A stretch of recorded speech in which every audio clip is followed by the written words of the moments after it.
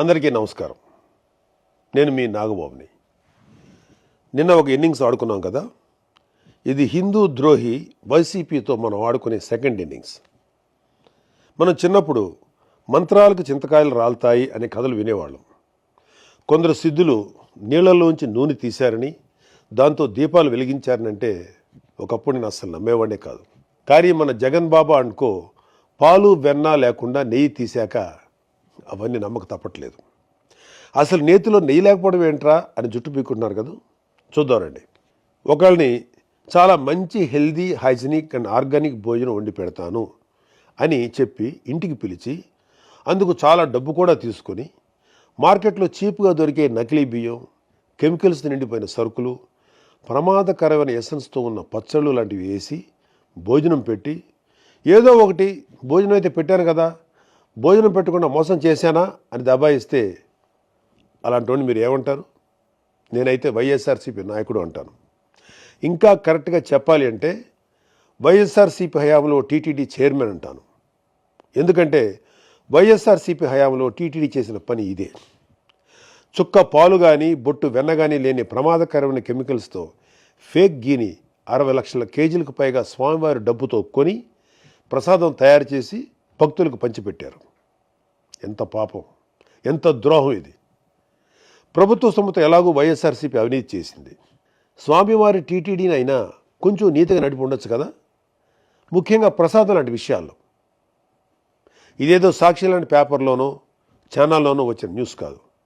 Supreme court ఆర్డర్స్తో నియమించబడ్డ special investigation team SIT 1.5 సంవత్సరం పాటు దేశం మొత్తం తిరిగి జల్లెడ పట్టి కనుక్కున్న విషయం. పాలు వెన్న ఏమాత్రం లేకుండా పూర్తిగా కెమికల్స్తో, రకరకాల ఆయిల్స్తో, చెత్త ఎసెన్స్లతో తయారైనటువంటి నెయ్యిని స్వామివారి ప్రసాదమైన తిరుమల లడ్డూకి వాడారు. దైవభక్తి, పాపభీతి ఏమాత్రం లేని వాళ్ళు ఇలాంటి దారుణాలు చేయగలరు.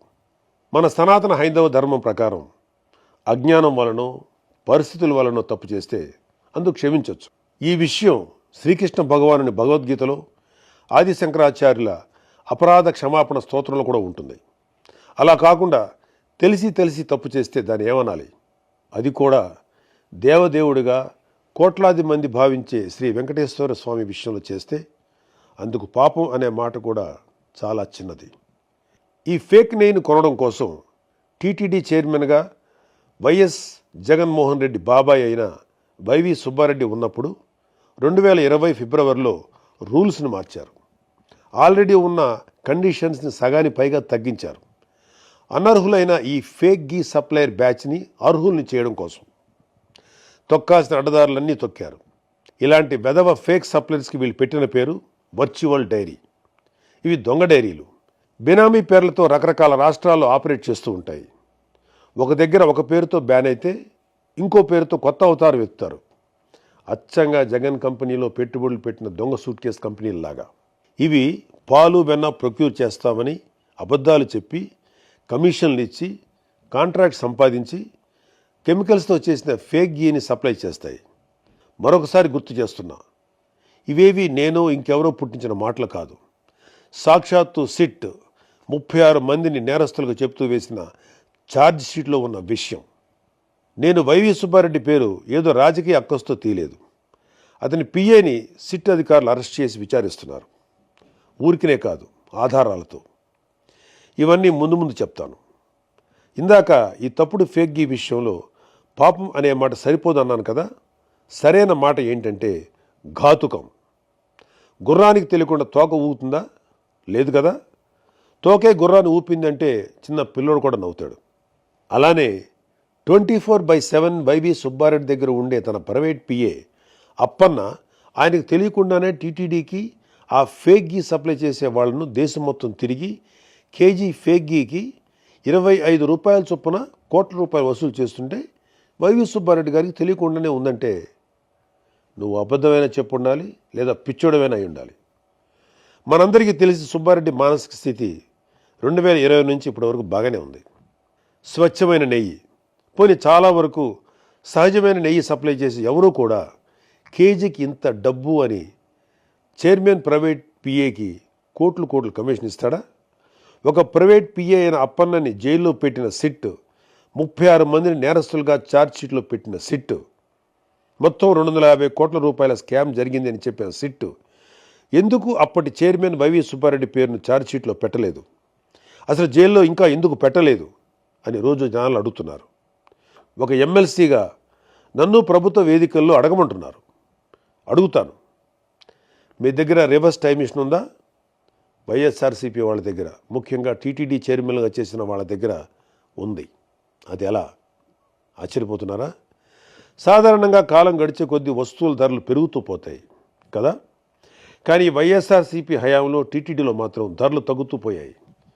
మరీ ముఖ్యంగా నెయ్యి ధర 2020లో 600 రూపాయల నుంచి 423కి తగ్గింది. 2022లో 400 నుంచి 319కి తగ్గింది. మనందరం ఇళ్లలో నెయ్యి అంతో ఇంతో వాడేవాళ్ళమేగా. స్వచ్ఛమైన ఆవు నెయ్యి కేజీ ఎక్కడైనా 423కి లేదా 319కి దొరకటం మీరు ఎక్కడ చూసారా? ఎన్ని కేజీలు బల్క్గా కొన్నా కూడా సుమారు 700 రూపాయలు కేజీగా ఉండే నెయ్యి 423కి, 2 ఏళ్ల తర్వాత 319కి రాదు కదా. అంత తక్కువ ధరకు నెయ్యి దొరుకుతుందంటే అది నెయ్యే కాదు అని అర్థం. ఈ విషయమే సిట్ నిర్ధారించింది కూడా. అసలు అది నెయ్యే కానప్పుడు కల్తీ జరిగిందని ఎలా అంటారు అనే మేధావులు కూడా వైసీపీలో ఉన్నారులేండి. అది వేరే విషయం. ఒక సాధారణ భక్తుడు నన్ను అడగమన్నది ఏంటంటే, అసలు వీళ్ళను తక్కువ ధరకు కొనమని చెప్పింది ఎవరు? పూజలు చేసే అర్చకులా? కాదు. కానుకలు ఇచ్చే భక్తులా? కాదు. మరి ఇంకెవరి మేలు కోసం ఈ నెయ్యి ప్రొక్యూర్మెంట్ ధరలు ఇంతలా తగ్గిస్తూ పోయారు? వాళ్ళ జేబులు నిండడం కోసం, పనికిమాలిన ఫేక్ గీని కమిషన్లు తీసుకొని ఎక్కువ కొనడం కోసం చేసిన పని. అడుగడుగునా ఇలాంటి దారుణాలు నెయ్యి విషయంలో చేస్తూ పోయి ఇప్పుడు ఏం కాలేదు కదా అని తిరిగి దబాయిస్తున్నారు. ఉల్టా చౌర్ కొత్వాల్కో డాంటే అనే సామెత ఇలాంటి వాళ్ళని చూసే పుట్టింది. ఒకసారి జరిగితే పొరపాటు, రెండోసారి జరిగితే యాదృచ్ఛికం, మూడోసారి కూడా జరిగితే కావాలని చేస్తున్నారు అని అర్థం. అసలు వైఎస్ కుటుంబం అధికారంలోకి వచ్చినప్పుడే టీటీడీ ఎందుకు వివాదాల్లో ఉంటుంది? ఈ విషయం ఇప్పటి జెన్జీ తరానికి తెలియాలి. అంటే కొంచెం గతంలోకి వెళ్ళాలి. వైఎస్ రాజశేఖర రెడ్డి టైంలో చూస్తే 100 ఏళ్లలో ఎప్పుడూ లేని విధంగా టీటీడీ పరిధిలో ఎన్ని కొండలు వస్తాయి అనే వివాదం మొదలెట్టారు. అదేంటి, 7 కొండలు మనమే కదా, అసలు ఈ డిస్కషన్ ఏంటి అని హిందువులు కోప్పడితే అప్పుడు టీటీడీ పరిధిలోని 7 కొండలు ఉన్నట్లు వైఎస్ రాజశేఖర రెడ్డి జీవో ఇవ్వాల్సి వచ్చింది. నేను నాస్తికుణ్ణి, రేషనలిస్ట్ అంటేనే వైసీపీ వాళ్ళు ఇంత గోల చేస్తున్నారే. మరి వైఎస్ రాజశేఖర రెడ్డి ఒక నాస్తికుడు, ఒక రాడికల్ స్టూడెంట్ యూనియన్లో పనిచేసి బూతు సుప్రభాతాలు రాస్తూ హిందూ దేవుళ్ళని, ఆచారాలని అవమానిస్తూ వచ్చిన భూమన కరుణాకర్ రెడ్డి లాంటి వ్యక్తికి హిందువులందరూ వద్దు వద్దు అంటున్న టీటీడీ చైర్మన్గా ఎలా నియమించాడు? వైఎస్ జగన్మోహన్ రెడ్డి కూడా అధికారంలో ఉన్నప్పుడు అదే పని చేశాడు. అలాంటి ఒకసారి టీటీడీ చైర్మన్ చేస్తేనే హిందువులు బాధపడ్డారు. అలాంటి రెండోసారి కూడా చైర్మన్గా చేయడం ఎందుకు? హిందువులను బాధ పెట్టడం కోసమా? వైఎస్ రాజశేఖర రెడ్డి, జగన్మోహన్ రెడ్డి వంశపారంపర్యంగా క్రైస్తవులు. మనది లౌకిక దేశం. వాళ్ళ నమ్మకాలని గౌరవించాలి, తప్పకుండా గౌరవిస్తాం. వాళ్ళని అడిగేది ఏంటంటే, వాళ్ళ మత సంస్థలకి ఒక నాస్తికుణ్ణి, ఒక దైవదూషణ చేసేవాడిని చైర్మన్గా పెట్టి అలాంటి వాడి చేతికి మత సంస్థ డబ్బు, నిర్ణయాలు అప్పచెప్తారా? లేదు కదా. మరి టీటీడీ విషయంలోనే ఎందుకు అలా చేశారు? ఇలాంటి నిర్ణయాల వల్ల కదా ఇవాళ దారుణమైన కెమికల్స్తో, ఏవేవో ఆయిల్స్తో నిండిన ఫేక్ గీ టీటీడీ ప్రస్తావనలోకి వచ్చింది. గతం భవిష్యత్తుకు దిక్సూచి అవ్వాలి. ఎలాంటి వాళ్ళు వ్యవస్థలు నడిపించారనే విషయాలు ఇప్పటి తరానికి తెలియాలనే ఇవన్నీ చెప్తున్నాను తప్ప ఎవరిని నొప్పించడానికి కాదు. ఇప్పుడు వైఎస్ఆర్సీపీ వాళ్ళు చెప్పే అతిపెద్ద అబద్ధానికి వద్దాం. సిట్ తన ఛార్జ్షీట్లో ఆ ఫేక్ గీలో ఎలాంటి యానిమల్ ఫ్యాట్ లాంటి పదార్థాలు లేవు అని చెప్పేసింది అని వాళ్ళ నీలి మీడియాలో రాసుకుంటున్నారు, చెప్పుకుంటున్నారు. నిజంగా కొవ్వు లాంటి పదార్థాలు లేకపోతే సంతోషమే. కానీ ఇక్కడ మనం జాగ్రత్తగా నిజాలు తెలుసుకోవాలి, రాబట్టుకోవాలి. మరొకసారి ఇలాంటి తప్పు జరగకుండా చూసుకోవాలి. 2024లో ఎన్డీడీబీ సిఐఎల్ఎఫ్ నివేదికలో ఏముంది అంటే, నెయ్యి కల్తీ జరిగిన మాట వాస్తవం అని చెబుతూ అలా జరగడానికి 5 కారణాల్లో 4 కారణాలుగా beef tallow, pig fat, fish oil లాంటి పదార్థాలు ఉండటం అని స్పష్టంగా చెప్పింది. ఇప్పుడు వచ్చిన సిట్ ఛార్జ్ షీట్లో ఎక్కడా కూడా ఎన్డీడీబీ సిఐఎల్ఎఫ్ నివేదిక తప్పు అని చెప్పలేదే. చెప్పుంటే మేము కూడా అమ్మాయి అనుకునేవాళ్ళం. సిట్ ప్రస్తుతం ఎన్డీఆర్ఐ ద్వారా చేయించింది లార్డ్ అంటే పందికొవ్వు టెస్ట్ మాత్రమే. అది కూడా 10% కంటే తక్కువ ఉంటే మేము చెప్పలేము అనిందే తప్ప ఇతిమిద్దంగా లేదు అని తేల్చలేదు. లేదు అని తేల్చుంటే మాకన్నా సంతోషపడేవాళ్ళు ఇంకెవరూ లేరు.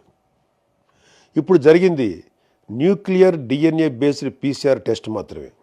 ఇంకా ఎంటీ డిఎన్ఏ బేస్డ్ టెస్ట్ జరగాలి. ఎన్డీడీబీ రిపోర్ట్లో చెప్పిన అన్ని జంతు పదార్థాలకు జరగాలి. అప్పుడే ష్యూరిటీ శాంక్టిటీ ఎస్టాబ్లిష్ అవుతాయి. పవన్ కళ్యాణ్ గారు కానీ చంద్రబాబు నాయుడు గారు కానీ శ్రీ వెంకటేశ్వర స్వామి మీద అచంచల విశ్వాసం, భక్తి, గౌరవం కలిగిన వాళ్ళు. జగన్లాగా గౌరవం ఉందని చెప్పి డిక్లరేషన్ పైన సంతకం చేయని బాపుతు కాదు. వాళ్ళిద్దరూ మాట్లాడింది ఎన్డీడీబీ సిఐఎల్ఎఫ్ రిపోర్ట్ ఆధారంగానే. అది ఒక జాతీయ స్థాయి సంస్థ అయిన ఆ రిపోర్ట్ని వాళ్ళు ప్రజలకు చెప్పారు. అంతే తప్ప ఎప్పుడో 2029లో వచ్చే ఎన్నికల కోసం 2024 సెప్టెంబర్లో ఆరోపణలు చేస్తారా? ఏమైనా అర్థం ఉందా? అసలు మన ప్రభుత్వం, ప్రజలు కోరుకునేది ఒకటే. అసలు ఎందుకు టీటీడీ రూల్స్ చేంజ్ చేసి అనర్హులకు కాంట్రాక్ట్ ఇచ్చింది అని, ఫేక్ గీతో ఎందుకు స్వామివారి ప్రసాదం తయారు చేశారు అని, స్వామివారి సేవలో ఉంటూ డబ్బు 250 కోట్ల స్కామ్ ఎందుకు చేశారు? ఇవన్నీ అపచారాలు కాదా? వీటిలో ఒక్కదానికైనా వైఎస్ఆర్సీపీ నాయకుల దగ్గర సమాధానం ఉందా? లేదు. ఎంతసేపు సిట్ ఛార్జ్షీట్లో ఉన్న ఒక సగం టెస్ట్ రిపోర్ట్ని మాత్రమే చెప్పి తప్పించుకోవాలనే తాపత్రయం తప్ప జరిగిన పాపాల పట్ల చిన్న బాధ కూడా లేదు. అది ఇంకా దారుణం.